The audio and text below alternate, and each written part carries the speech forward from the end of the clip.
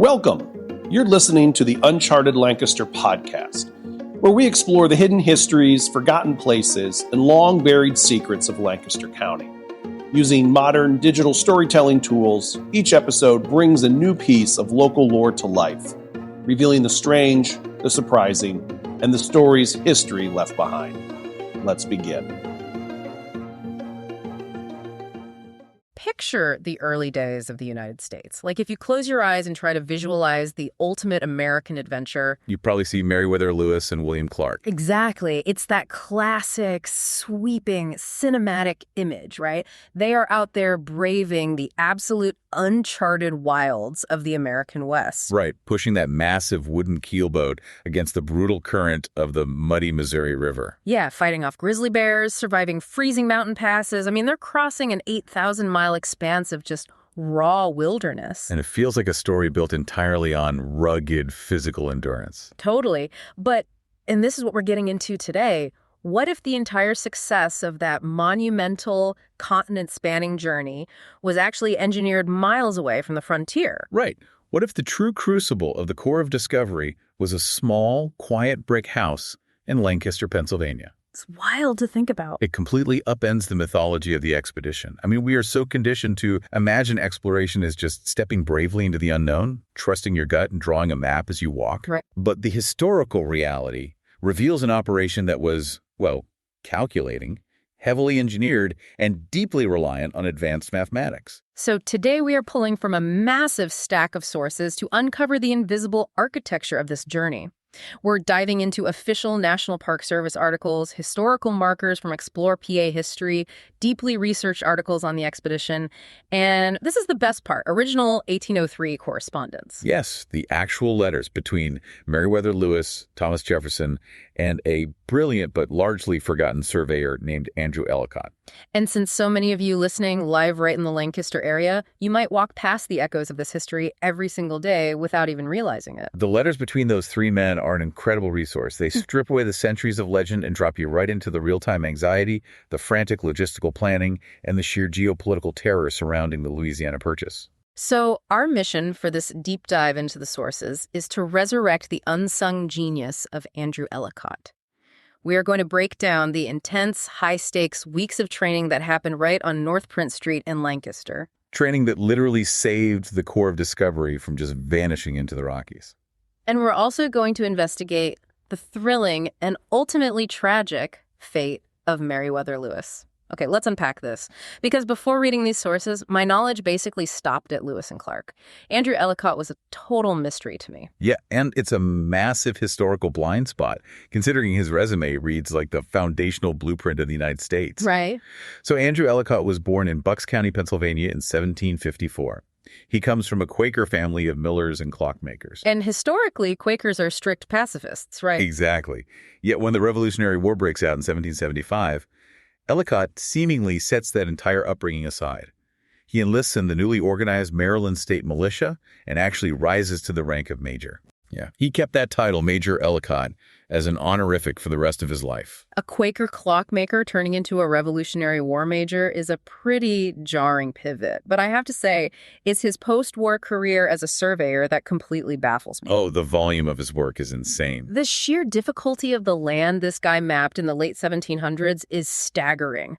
We are not talking about using satellite imaging and GPS. He is out there in swamps and dense forests hauling incredibly heavy, delicate brass astronomical instruments. Yeah, the sources outline a career that literally shaped the physical borders of the nation. I mean, he helped complete the Mason-Dixon line. He conducted the very first topographical study of the Niagara River and Niagara Falls. That's huge. He surveyed the Erie Triangle, which is the specific piece of geometry that gave Pennsylvania its crucial access to the Great Lakes.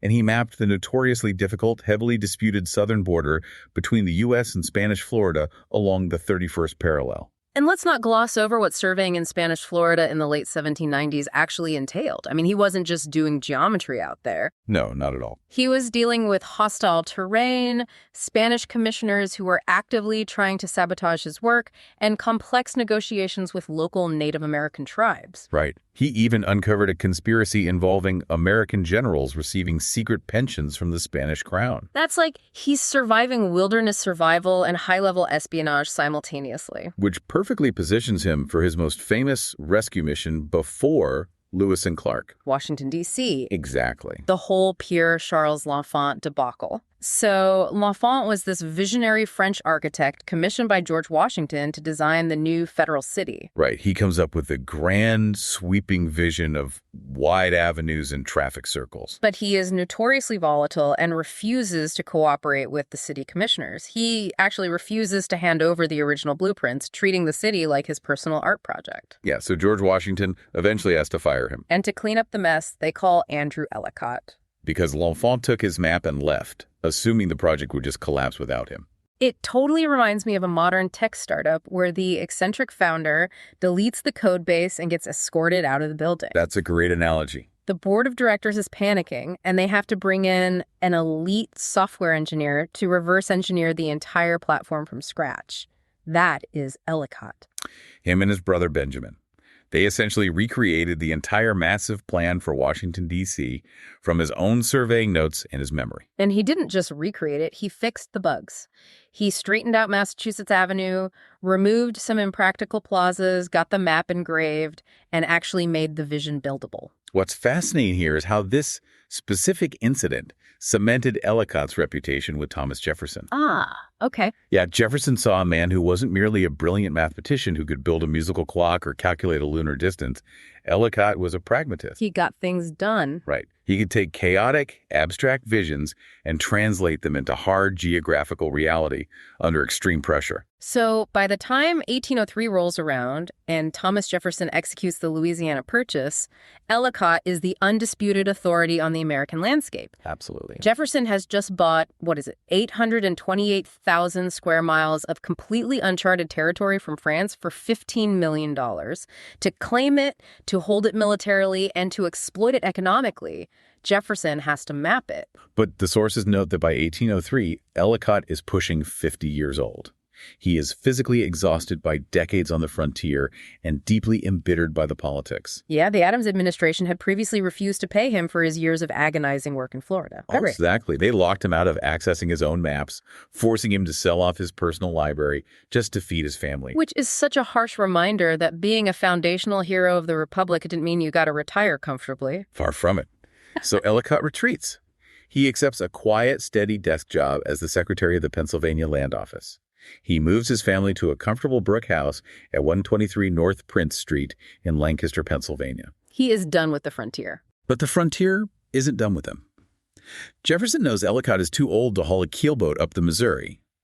But his brain is the key to the entire Louisiana Purchase. Right. Jefferson needs Ellicott to download decades of topographical mastery into a young, unproven army captain named Meriwether Lewis. Which brings us to the crucible of the expedition. The sources pinpoint the exact window, April 19 to May 7, 1803. Okay, so a really tight timeline. Very tight. Meriwether Lewis arrives at that house on North Prince Street in Lancaster to live and study with Ellicott. We're looking at less than 3 weeks to master the cosmos. And the curriculum is genuinely terrifying. Ellicott has to teach Lewis celestial navigation, the mechanical operation of a sextant, an octant, an Arnold's chronometer, and the spherical trigonometry required to calculate latitude and longitude. And furthermore, Thomas Jefferson explicitly noted that Ellicott's experience allowed him to teach Lewis the substitutes and resources offered by a woodland and uninhabited country. Essentially, how to produce precise, European-grade scientific data while surviving in a state of nature. But I have to pause here because the logistics of this are almost comical. How so? How do you learn to live in the woods and survey a continent while sitting in a townhome in Lancaster? Wow. I mean, I'm picturing Lewis, this energetic young soldier preparing for the wilderness, and Ellicott, the veteran surveyor, standing in the backyard on Prince Street. The neighbors are probably hanging their laundry, and these two are trying to simulate the atmospheric conditions of the Rocky Mountains. Yeah, especially when they start working with a piece of equipment called the artificial horizon. Right, the artificial horizon. It's the perfect entry point to understanding the sheer difficulty of what they were attempting.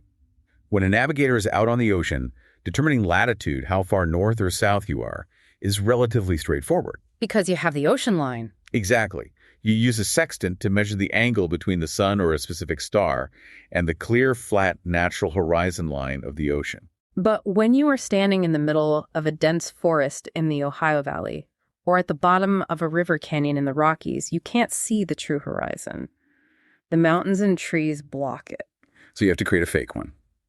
Ellicott taught Lewis to use a reflective surface perfectly leveled on the ground to mirror the celestial body. Okay. You measure the angle between the actual star in the sky and the reflected star in your artificial horizon, and then you divide that angle in half to get your true altitude. And the sources detail how Ellicott showed him various ways to improvise this. Like, mercury was the standard because it naturally pools into a perfectly flat, level mirror. Right, but carrying glass vials of heavy mercury across the continent was risky. So Ellicott taught him to use a bucket of water or even a delicate, highly polished piece of talc.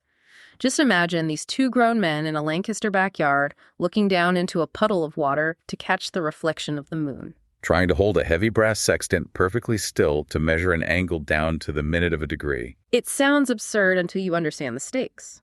Today, finding our exact location on the globe requires a smartphone pinging a satellite in a fraction of a second. But in 1803, finding your longitude, your east-west position on the globe, required an incredibly complex mathematical procedure known as lunar distances. Okay, let's break down how lunar distances actually work because the sources touch on it and it is honestly mind-bending. It is. So to know your longitude, you basically need to know two things simultaneously. Okay. The exact local time wherever you are standing, and the exact local time back at a known prime meridian, which for them was the Royal Observatory in Greenwich, England. Right. For every hour of difference between your local time and Greenwich time, you are 15 degrees of longitude away. Finding local time is easy enough, right? I mean, you just measure when the sun hits its absolute highest point in the sky. That is local noon. But how do you know what time it is in London when you are standing in the middle of present-day North Dakota? You use the moon as a giant clock face. The moon moves across the background of the stars at a predictable rate. Astronomers in Europe had published massive almanacs predicting exactly what the angular distance between the moon and certain bright stars would be at specific times in Greenwich. So Ellicott had to teach Lewis how to measure the exact angle between the moon and a star like Spica or Regulus using his sextant. And then measure the altitudes of both bodies simultaneously to account for atmospheric refraction, how the Earth's atmosphere bends light. And doing this requires tools of unbelievable precision. Like, there is a specific letter from Ellicott to Jefferson dated March 6, 1803, sent right from Lancaster. Yeah. Ellicott mentions that he has spent 6 Sundays adapting a gridiron pendulum to his regulator clock just so he can have a perfect baseline of time to train Lewis. That gridiron pendulum detail is critical. A standard clock pendulum is made of metal, and metal expands in the summer heat and contracts in the winter cold. Makes sense. So if a pendulum expands, it swings slower, and the clock loses time. And even a few seconds of lost time completely ruins your longitude calculation. Exactly. So Ellicott builds a gridiron pendulum, which uses alternating rods of brass and steel. Brass expands significantly more than steel. Right. By arranging the rods so they expand in opposite directions, the thermal expansions literally cancel each other out. The pendulum stays the exact same length regardless of the temperature in his Lancaster house, providing a flawless rhythm. He is custom building hyper-accurate, temperature-resistant instruments on his weekends just to create a teaching environment. Incredible, isn't it? But as complex as the tools were, Ellicott knew the reality of the frontier. In that same March 6th letter, Ellicott drops a massive reality check on Thomas Jefferson. He explicitly states that it is not to be expected that the calculations can be made till after his return. This is a profound shift in how we understand the Lewis and Clark expedition. Ellicott knew that Meriwether Lewis, fighting upstream currents, swatting away swarms of mosquitoes, managing 40 heavily armed men, and staving off starvation. Right. He was not going to have the mental bandwidth, the heavy reference almanacs, or the sheer mathematical mastery to sit by a campfire and calculate spherical trigonometry to determine his longitude. Precisely. I always pictured Lewis sitting on a rock, looking at the stars, and then sketching out the map right there in his leather-bound journal. Most people do. But the training in Lancaster wasn't designed to make Lewis a master cartographer in the field. It was designed to turn him into an infallible data collection machine. Oh, that makes so much sense. Ellicott's entire pedagogical goal in those 3 weeks was purely mechanical. He drilled Lewis relentlessly so that Lewis could operate the sextant, manipulate the artificial horizon, and read the octant under any extreme condition. So Lewis just needed to record the raw numbers, the angles, the times, the dates with absolute unflinching precision and bring those notebooks back alive. Exactly. The actual map would be calculated, plotted, and drawn by professional mathematicians sitting in comfortable offices back east years after the expedition ended. And if we connect this, well, actually, if Ellicott doesn't successfully impart that physical discipline in Lancaster, the Corps of Discovery is effectively blind. If we connect this to the bigger picture, they could survive the 8,000 miles, return to Washington and say, we walked extremely far that way, crossed some massive snowy mountains, and saw a lot of bears. Right. But without the rigorous numerical data backing it up, it isn't an expedition. It is just a very long, very dangerous camping trip. Jefferson's entire justification for spending $15 million rested on knowing the exact geographical coordinates of the rivers, the mountain passes, and the borders with Spanish and British territories. The map was the primary geopolitical objective. But what is truly astonishing about this window in April 1803 is that while Lewis is in the backyard with buckets of water learning to read the stars, he is simultaneously orchestrating a massive covert military operation right from Ellicott's desk. The sources provide an incredible snapshot of this multitasking in a letter Lewis wrote to Jefferson on April 20, 1803, directly from Lancaster. Yeah, he writes to the president to confirm that his astronomy lessons with Mr. Ellicott have commenced and are going well. But then the letter devolves into this frantic, granular checklist of logistics. He mentions writing to a man named John Connor to hire him as an interpreter for Native American languages. He is coordinating multiple mail routes, sending letters to military officers in Cincinnati and the commander at Southwest Point to recruit strong, unmarried soldiers for the journey. He is wiring money to Nashville to hire contractors to build a massive wooden canoe.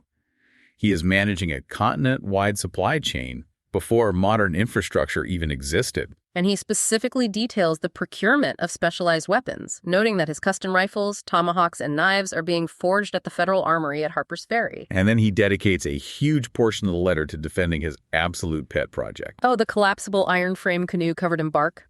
He is writing out detailed mathematical justifications for this boat, explaining to Jefferson that the iron frame only weighs 99 pounds, making it easy to carry over mountains, but when fully assembled and skinned with bark, it can carry 1,770 pounds of cargo. He is deep in the weeds of experimental engineering. It highlights his obsessive attention to weight and mobility. But the word that really jumps out of the 1803 correspondence is stealth. Right. The need for absolute secrecy. Jefferson and Lewis continually reference that this mission must be kept quiet. Because the expedition was not merely a scientific endeavor to catalog plants and animals. Yeah. It was highly sensitive and incredibly provocative geopolitically. And nothing screams geopolitical paranoia quite like what Jefferson sent to Lewis while he was studying in Lancaster an encrypted cipher. Ah, yes. The sources include the actual instructions Jefferson wrote out. He sent Lewis a 28-column Vigenère alphanumeric table. It is a massive grid of scrambled alphabets, and it requires a specific keyword to encrypt and decrypt a message. And Jefferson's instructions use the keyword artichokes, or sometimes antipodes. Right, artichokes. The Vigenère cipher was a standard of diplomatic cryptography. It was considered effectively unbreakable at the time without the keyword. Unlike a simple substitution cipher where A always equals D, the Vigenère cipher changes the mathematical shift for every single letter based on the keyword. Let's visualize how clunky this actually was in practice. According to Jefferson's instructions, you have to write out your secret message. Then, you write the keyword artichokes over and over again above the letters of your message. Okay, tracing that. Then, you consult this massive paper grid.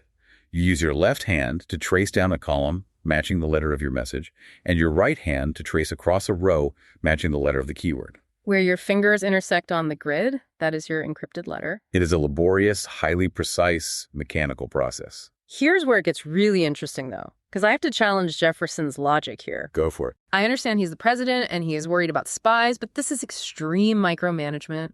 I am trying to imagine Meriwether Lewis starving, shivering in a rainstorm, maybe watching a hostile war party massing across a river. Yeah. And he is sitting by a dim, sputtering campfire, painstakingly plotting out a message using a grid and the word artichokes. It feels completely detached from the visceral reality of the frontier. It does seem a bit ridiculous. It is like giving a spy a highly complex digital gadget that requires a stable Wi-Fi connection when you are dropping them into the middle of the Sahara Desert. Under what conditions was Lewis ever going to have the time, the light, or the safety to encrypt a letter using artichokes? Well, the historical record completely validates your skepticism. Meriwether Lewis never used the cipher during the entire 8,000-mile journey. Ah, once. Not once. He never sent an encrypted message back to Washington. But the sheer fact that Jefferson felt compelled to mail a cryptographic grid to Lancaster proves just how incredibly volatile the Louisiana Purchase was at that exact moment. But Jefferson had already bought the land. Why all the cloak and dagger? He had an agreement to buy it from France, but the actual transfer of power on the ground was chaotic and highly contested. Spain had controlled that territory for decades prior to France. The Spanish colonial officials stationed in the New World, particularly in St. Louis and New Orleans, were furious that Napoleon had sold the land out from under them to the Americans. So there were still Spanish forces there? Heavily armed Spanish troops still patrolling the Mississippi. Furthermore, British fur traders and agents were actively pushing down from Canada into the northern reaches of the Missouri River. So the Louisiana Territory is a powder keg of competing empires. Precisely. Jefferson was terrified that Lewis might discover something of monumental strategic value, a literal mountain of gold, or the fabled Northwest Passage, a perfect navigable water route connecting the Missouri River directly to the Pacific Ocean. If Lewis found that route and his letters back to Washington, detailing the coordinates, were intercepted by Spanish cavalry patrols or British agents, it could trigger a war or allow a foreign power to seize the route first. Okay, so the cipher was the ultimate insurance policy. Even if a Spanish commander intercepted a courier coming down the river and confiscated Lewis's journals, they wouldn't be able to read the latitude and longitude data. It underscores the profound psychological weight sitting on the shoulders of this young captain. While he is sleeping in a bedroom in Lancaster, he is absorbing the realization that he isn't just an explorer. No, he's an espionage agent, a diplomat tasked with negotiating with sovereign Native American nations, and a military commander, all rolled into one. Those 3 weeks on North Prince Street were an absolute pressure cooker. He is learning the mathematical geometry of the cosmos, he is purchasing tomahawks, he is designing experimental collapsible boats, and he is studying cryptography. But eventually the clock runs out. May 7, 1803 arrives. Lewis has absorbed every ounce of knowledge Andrew Ellicott can impart. He packs up the heavy brass sextant, the artificial horizon, the fragile pieces of talc, and the gridiron pendulum chronometer, and he leaves Lancaster behind. He travels west, unites with William Clark, recruits the gritty men who will form the core of discovery, and they push off into the unknown. Leaving the realm of theory and entering the realm of raw physical survival. Exactly. But all that theoretical Lancaster math is useless if it shatters upon contact with the physical reality of the Missouri River. And the sources give us a brutal, unvarnished overview of what this journey actually looked like. Oh, it was punishing. They officially depart in May 1804.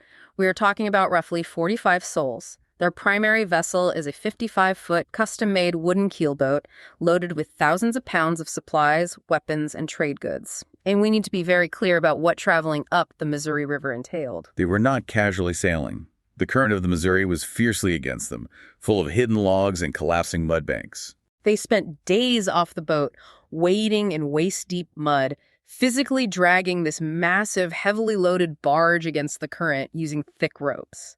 Making 15 miles on a good day was a triumph. The heat, the humidity, the relentless swarms of insects, the sheer muscle-tearing exhaustion, it is almost unimaginable. It was grueling, degrading labor. And it is in this crucible of exhaustion that we see the leadership dynamic between Lewis and Clark truly solidify.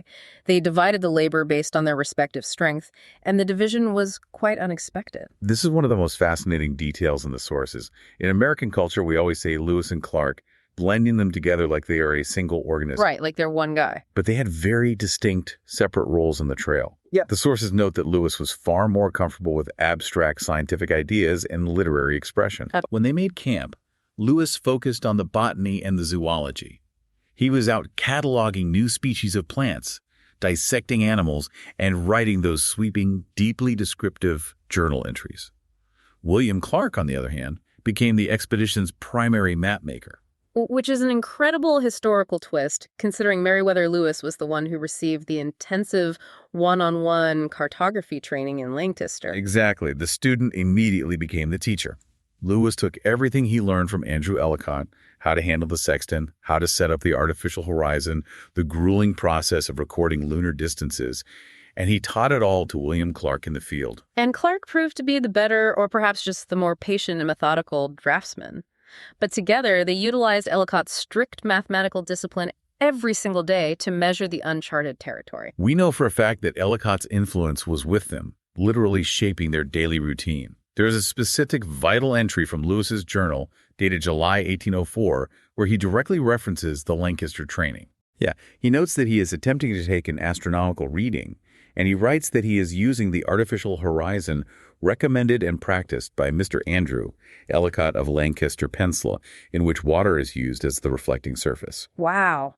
He is out on the prairie using a bucket of water to reflect the stars, just like they practiced in the backyard. But then Lewis makes a crucial real-world adaptation.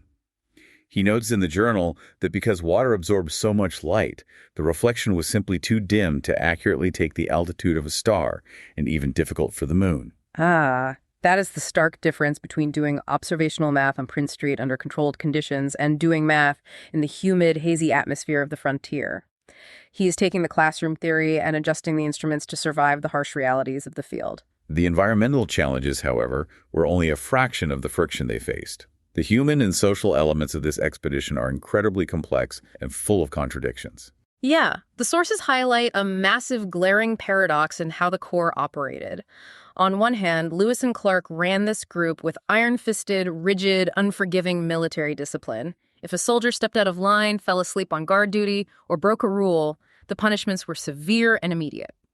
We are talking about bareback lashings with a cat-o'-nine-tails, courts-martial, and hard labor. It was a brutal regime. They were an isolated military unit operating under the Articles of War in an unforgiving environment where a single mistake, falling asleep while guarding the gunpowder or antagonizing a local tribe, could result in the massacre of the entire party. Which explains the discipline, yes. I understand the necessity of the discipline, but the contrast that stands out to me is that despite this overwhelming projection of masculine military strength, self-reliance, and firepower, their actual survival hinged almost entirely on the mercy, the knowledge, and the generosity of the Native Americans they encountered. They were utterly dependent on the people whose land they were traversing. That is the great, undeniable paradox of the Lewis and Clark expedition. They arrived as heavily armed representatives of an expanding empire, claiming ownership of the territory, yet they only survived because they were treated as guests by the original inhabitants. We see this clearly in the winter of 1804. They make it to present-day North Dakota and build Fort Mandan. They spend 5 freezing, desperate months living alongside the Mandan and Minnetari tribes. And they survive the winter strictly because they establish a mutually beneficial trading relationship with these tribes, exchanging blacksmithing services for corn and meat.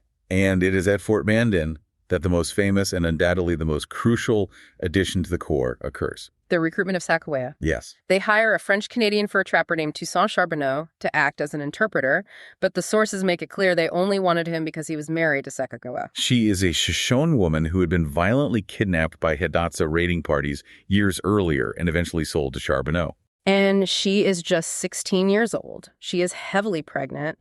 She literally gives birth to her son, Jean-Baptiste, inside the freezing walls of Fort Mandan before they set out in the spring. It's amazing. I just marvel at the sheer absurdity of the leadership dynamics. You have Lewis and Clark, these hardened military commanders, doling out physical lashes to insubordinate soldiers, yet their golden ticket to crossing the impenetrable Rocky Mountains is a kidnapped teenage mother carrying a newborn baby on her back. Her presence was strategically invaluable in ways that went far beyond language interpretation. Oh, so. In a vast landscape where intertribal warfare was a constant reality, a group of 40 heavily armed strange men moving through a territory was an immediate threat. But traveling with a young woman and an infant was a universally understood visual signal of peace. War parties did not bring women and babies on raids. As Clark noted, she reconciled all the Indians as to their friendly intentions. Beyond being a living flag of truce, her specific knowledge of the Shoshone people becomes the absolute pivot point of the entire journey. They leave Fort Mandan, push all the way to the Continental Divide, and the terrible reality sets in. the water route ends. Right. The mountains are towering, jagged peaks. They cannot drag their boats over the Rockies. They desperately need horses, or they will die in the snow. They finally locate a band of Shoshone, and in one of the most unbelievable cinematic coincidences in recorded history, the chief of this band, a man named Camahuate, turns out to be Sacagawea's long-lost biological brother. They haven't seen each other since the day she was kidnapped as a child. If you wrote that into a Hollywood script, the audience would reject it as impossibly contrived. But it happened. And because of the emotional weight of that reunion, the Shoshone agreed to trade the core, the horses they absolutely need to survive. But even with a string of Shoshone horses, the crossing of the Bitterroot Mountains along the Lolo Trail is described in the sources as an absolute descent into hell. It is the most harrowing, miserable leg of the trip. The terrain is merciless, steep, icy, and treacherous. They are freezing, suffering from severe frostbite. They completely run out of food. They are reduced to eating the very pack horses that are carrying their gear. And eventually, the sources note, they survive by buying and eating dogs from local tribes. They are starving, dehydrated, and exhausted to the bone. And yet, they push through. They calculate their coordinates, map the passes, and keep moving forward. What is truly miraculous about this expedition is the survival rate. Yeah, that's wild. Through the starvation, the freezing temperatures, the treacherous rapids on the Columbia River, and the grizzly bear encounters, they don't lose a single person to the elements or the mountains. Only one person dies on the entire 8,000-mile journey. Sergeant Charles Floyd passed away way back in August of 1804, and modern medical analysis of the journal descriptions suggests he died of a ruptured appendix. Even if they had been in a hospital in Philadelphia, an appendicitis in 1804 was a death sentence. They didn't lose anyone to bear attacks, to drowning, to starvation, or to hostile encounters, save for one brief fatal skirmish with the Blackfeet on the return trip. It is a logistical and survival triumph of the highest order. They achieved the grand objective. They reached the crashing waves of the Pacific Ocean in November 1805. They built Fort Clatsop, endured a miserable soaked winter, eating rotting elk meat and fending off fleas, and then turned around and marched all the way back. They returned to St. Louis in September 1806. The entire country had basically written them off as dead. They emerged from the wilderness as conquering heroes. They bring back 120 previously unknown animal specimens, 200 botanical samples. And most importantly, they bring back the heavy leather-bound notebooks filled with the raw, precise astronomical data that Andrew Ellicott trained them to collect. The data that will be calculated to create the definitive map of the American West. They conquered the wilderness. But for Meriwether Lewis, it seems that civilization and the stroke of a bureaucratic pen would prove to be far more dangerous and far more fatal than the Rocky Mountains. It is a jarring, heartbreaking transition. Lewis goes from the brutal clarity of the expedition, where every decision is solely about physical survival and the mission, to the murky, treacherous, backstabbing waters of political administration. The aftermath of the expedition, the fall of Meriwether Lewis, is incredibly tragic. At first, the rewards are exactly what you would expect for an American hero. Congress grants him double pay. He is awarded 1,600 acres of prime land. Thomas Jefferson appoints him the governor of the vast Upper Louisiana Territory. He is seemingly set up for a life of prestige, power, and comfort in St. Louis. But almost the moment he takes office, a catastrophic downward spiral begins. Because the skill set required to lead an isolated military expedition by fiat is vastly different from the diplomatic, compromising skill set required to be a bureaucratic civilian administrator. The sources paint a picture of a man rapidly drowning in politics. He is overwhelmed. He completely fails to organize and publish his expedition journals, which causes immense friction with Jefferson. He is trying to manage the viciously competitive fur trade, enforce complex treaties with Native American tribes, and hold off aggressive American settlers who want to illegally encroach on native lands. But his fatal problem takes the shape of a man named Frederick Bates. Right. Frederick Bates was the territorial secretary, effectively Lewis's second-in-command in St. Louis. But Bates was highly ambitious, deeply jealous, and politically well-connected back in Washington, D.C. Bates basically launches a relentless shadow campaign against Lewis. Yeah. While Lewis is struggling to govern, Bates is constantly writing letters to the War Department and to powerful politicians, accusing Lewis of administrative incompetence, of playing favorites with fur traders. And specifically of financially profiting from a government mission to return a Mandan chief to his village. Because communication between St. Louis and Washington takes weeks, Lewis is completely isolated. He can't defend himself in real time. Washington starts believing Bates's poisoned reports, and then the federal government drops the hammer. The War Department refuses to reimburse Lewis for massive financial drafts he had signed. We need to explain how government finance worked on the frontier in this era, because this is what destroys him. There were no federal banks in St. Louis. Right. When a governor needed to fund government operations like outfitting a diplomatic mission or buying supplies, they often had to write drafts, essentially writing checks backed by their own personal credit, assuming the federal government would honor and pay the draft when it reached Washington. But because of Bates's smear campaign, the new administration in Washington refuses to honor Lewis's drafts. They bounce the checks, they claim his expenses are unauthorized. This was financially catastrophic. When the government publicly refused to honor those drafts, Lewis's personal creditors instantly panicked. They immediately called in all his debts. He was facing total financial ruin. The 1,600 acres of land he had been rewarded, his entire fortune, everything he had earned by crossing the continent was about to be seized to pay off government debts. He is cornered and desperate. In September 1809, he realizes he has to face his accusers. He sets out on a final journey to Washington, D.C. He packs up his expedition journals, determined to clear his smeared name, defend his honor, and demand his money back from the War Department. He decides to travel overland via the Natchez Trace, which the sources point out was a notoriously dangerous, remote pioneer road stretching through the wilderness of Mississippi and Tennessee, heavily populated by bandits and highway robbers. On the evening of October 10th, 1809, a deeply distressed Lewis stops at a remote, dingy roadside inn called Grinder Stand, about 70 miles southwest of Nashville. And the events that transpire over the next 12 hours have been fiercely debated by historians, medical professionals, and his own family for over 2 centuries. So what does this all mean? I look at the end of this story, and I cannot reconcile the two halves of Meriwether Lewis's life. How does a man survive grizzly bear maulings, freezing mountain passes, starvation, and hostile encounters across 8,000 miles without a scratch, only to die violently in a dirty cabin on the side of a dirt road on his way home? It is so jarring.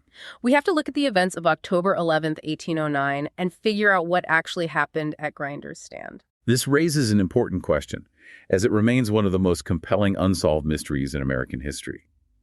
The sources present 2 starkly different narratives: suicide and murder. We have to analyze the evidence for both carefully.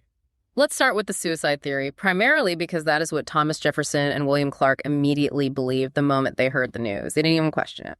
The argument for suicide is built on a massive foundation of intense psychological pressure and impending financial ruin. Lewis was facing debtor's prison. His reputation as a hero was being actively destroyed by bureaucrats. He carried the massive guilt of failing to publish the expedition's findings. Furthermore, historians and contemporaries point to evidence of his heavy drinking, possible opiate use, and a history of severe depression, what Jefferson called sensible depressions of mind. And then there's the eyewitness testimony, or rather the reported testimony, of Mrs. Griner, the wife of the innkeeper.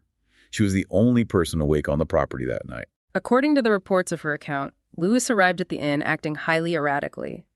She noted that he was pacing furiously during dinner, his face was flushed, and he was talking loudly to himself as if he were arguing a complex case to a lawyer. He retired to his cabin. In the pre-dawn hours, Mrs. Griner claimed she heard 2 gunshots. She later said she saw Lewis crawling back to his room through a slit in the door, begging for water. When servants finally entered the cabin at daylight, they found him bleeding from 2 gunshot wounds, one that grazed his skull and a massive, fatal wound to his gut. He reportedly lingered for hours before dying. It sounds like an open and shut case of a broken man taking his own life. But the sources also throw a massive amount of doubt on Mrs. Griner's story. Which brings us to the murder theory.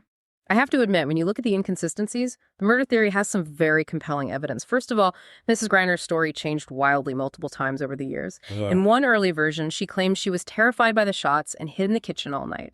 In another, she actively sees him crawling. In a much later version, she claims 3 menacing men followed Lewis up the Natchez Trace, challenged him to a duel at the inn, and that she found gunpowder scattered all over the floor. She never read any of this down. It is all hearsay printed in regional newspapers years later. And we know definitively that the Natchez Trace was incredibly dangerous. It was entirely plausible, even common, that a wealthy traveler carrying valuables would be targeted by highwaymen. Furthermore, a significant amount of money that Lewis had recently borrowed from a military commander at Fort Pickering was missing from his belongings when his effects were inventoried. The missing money is a huge red flag. And his family never, for a single second, believed he committed suicide. They vehemently insisted he was murdered. And it wasn't just grieving relatives in denial. The sources detail a fascinating postscript. In 1848, nearly 40 years after his death, a Tennessee state commission opened Lewis's grave to build a proper monument over his remains. Yeah, and the medical doctor who examined the skeletal remains wrote in the official state report that it seems to be more probable that he died by the hands of an assassin. Even modern forensic doctors have waded into the debate. Some medical experts argue that the specific, massive trauma of the gut wound he suffered would have caused immediate shock and rapid exsanguination, Making it physically impossible for him to survive for 2 hours, crawl around the courtyard, and hold conversations with servants, as Mrs. Griner claimed. So Mrs. Griner was either covering up a robbery that happened at her inn, or she fabricated the dramatic crawling story for attention. Modern historians are still deeply, passionately divided. Some suggest he was suffering from a severe malarial attack that caused temporary psychosis, leading to suicide. Others argue for undiagnosed post-traumatic stress disorder from the sheer horrors of the expedition. And some, tracing the lineage of his family's claims and the missing money, point to the very real possibility of a targeted assassination by robbers. We may truly never know the objective truth of what happened in that cabin in the dark. The ambiguity makes the story so much heavier.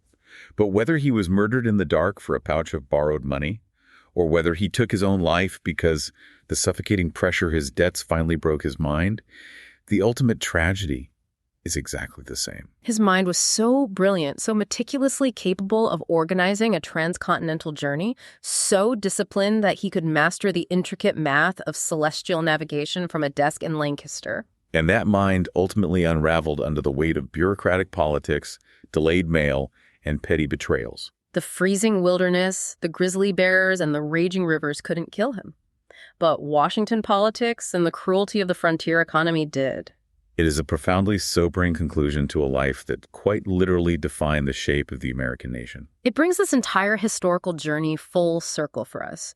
When we think about the massive map of the American West, the sheer sprawling continental reality of the Louisiana Purchase, and the heroic, tragic legacy of Lewis and Clark, we have to remember that this map wasn't just drawn by men walking blindly through the woods. The entire endeavor pivots on those few intense weeks of spherical trigonometry, astronomical tables, and quiet mentorship in Lancaster, Pennsylvania.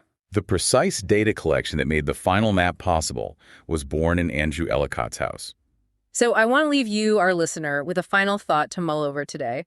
The next time you look at a map of the United States, look past the modern highways and the rigid state lines. Think about an older Andrew Ellicott and a young Meriwether Lewis standing in a quiet backyard on Prince Street in Lancaster, staring intently up at the stars, reflected in the simple, perfectly still bucket of water. If Ellicott hadn't patiently taken the time, week after week, to teach a young soldier the intricate geometry of the heavens and the discipline of observation, would the American map as we know it even exist today? Or would the core of discovery have simply been swallowed by the vastness of the wilderness, leaving absolutely nothing behind but footprints in the mud? It's incredible to think about. Thank you for joining us on this deep dive into the sources, and we wish you well on your own journeys of discovery. Thanks for listening to this week's episode of the Uncharted Lancaster podcast. If you enjoyed the episode, be sure to subscribe and leave a rating or review wherever you listen. It really helps more people discover the show. For more fascinating local history, visit unchartedlancaster.com. And if you'd like to go deeper, check out one of Adam Zern's books at unchartedlancaster.com/books. Until next time, keep exploring.